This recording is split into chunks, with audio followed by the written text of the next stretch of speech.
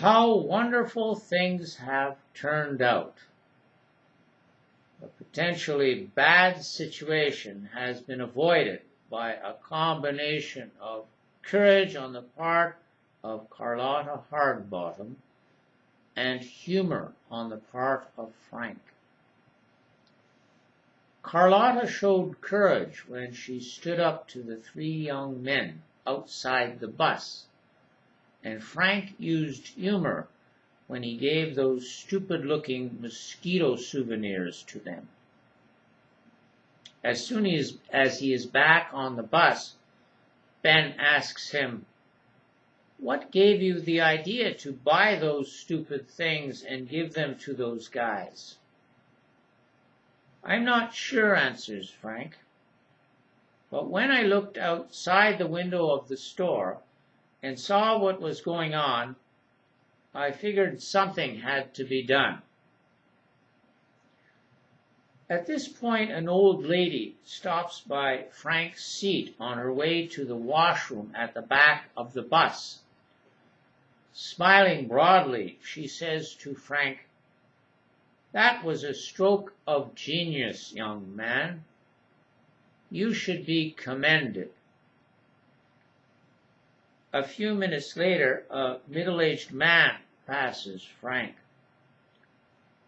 "Fine work," he says to him.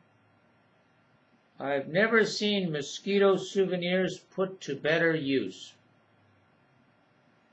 He claps Frank on the shoulder before moving on. Only a few minutes later, another person comes up to Frank. This time it's a 10-year-old boy. He wants Frank's autograph. By now, Frank is getting a bit uncomfortable with the attention he is receiving. He doesn't really like this sort of thing. He says to the boy, "Why don't you ask that woman in front of us for her autograph?" But when the boy looks over at the woman, who is of course Carlotta Hardbottom, he sees that she is sleeping with her mouth open. He says to Frank, "I don't think I want her autograph." After Frank has reluctantly signed the boy's autograph book, he says to Frank, "Maybe we should change seats."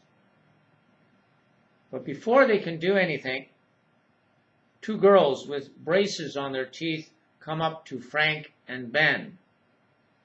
They giggle and smile and stare at Frank as if he were a rock star. About a half hour later, the bus driver makes a 5-minute stop to drop off some baggage. Frank and Ben decide to step outside to stretch their legs. "Get back on the bus," shouts the driver. "This isn't a regular stop." Frank and Ben then go back on the bus and sit down. They are no longer in a good mood. In fact, the trip on the bus is starting to get them down.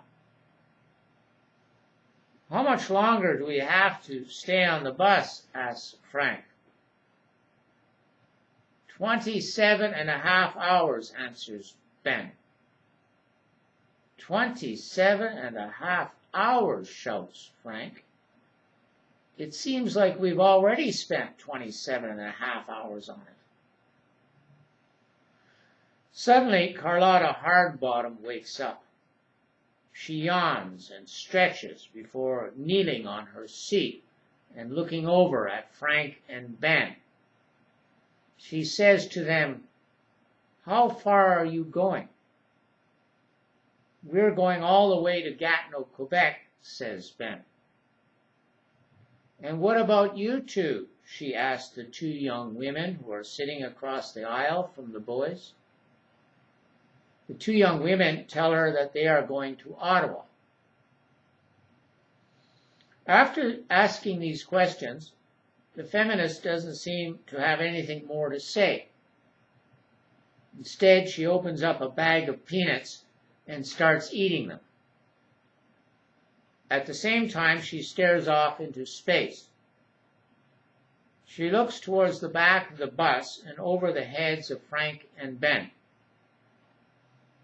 Her chubby, peanut-munching face and her owl-like eyes begin to unsettle them.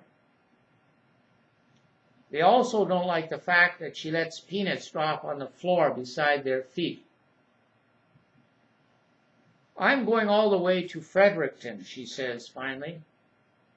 "I started this trip in Vancouver, and already I've managed to read 3 wonderful books." She then picks up these books and shows them to Frank and Ben. One of them is entitled Gender Politics, Mastery or Submission. Another is entitled The Feminist Manual for Guerrilla Warfare. And the third is entitled Psychological Problems and Disorders in the Male Sex. "What do you read?" she then asks Frank and Ben. They look at each other before Frank answers nothing. "What's that, then?" she asks, pointing to a magazine that is sticking out of Ben's traveling bag. "Oh, it's only a hunting and fishing magazine," Frank answers. "Doesn't that constitute reading material?" she asks him.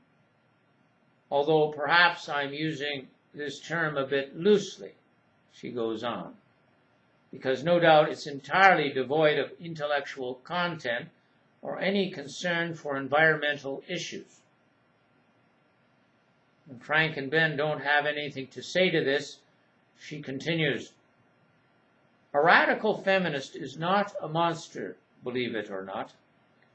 She's just someone who wants to do good by enlightening people about what is politically correct and what should be vigorously protested. Now, I know you're very young, but it's never too early to forsake the evil ways of the patriarchy and develop a consciousness that would allow you to put aside such things as you've been reading up to now. It's never too early to pick up interesting, enlightening, and liberating books that would help to mold you into the type of men who would rally to the cause of women's struggle rather than continue to find ways to resist and inhibit it." After eating some more peanuts, she turns around, resettles herself in her seat, and starts reading another book. Frank and Ben look at each other. Both are thinking the same thing. Both are thinking they still have to spend 27.5 hours on the bus.